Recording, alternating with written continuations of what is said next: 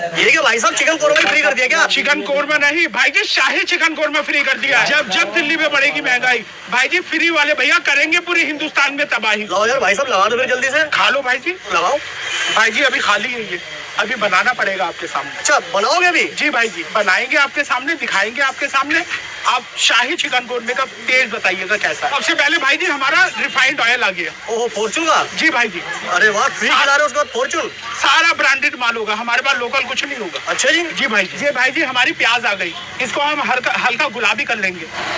और भाई साहब सब जगह तो कोरमा मिल रहा है, शाही कोरमा का क्या मतलब? शाही कोरमे का मतलब है भाई जी 200 से भी ऊपर मसाले उसके अंदर डालना। 200 से ऊपर? जी भाई जी। भाई साहब कैमरा चालू है इधर। भाई जी कैमरा घुमा दीजिए आप इधर। जी भाई जी। अरे भाई साहब मेरे क्या पास है अभी रखने की जगह नहीं है। अच्छा। अभी मेरा पीछे पड़ा हुआ है मसाला, इससे 4 गुना मसाला अभी और डलेगा भैया। ये भैया हमारी प्याज गुलाबी हो चुकी है। अच्छा, इसको हम लोग निकाल लेंगे, बाद में पीस कर डालेंगे। ये आ गया हमारा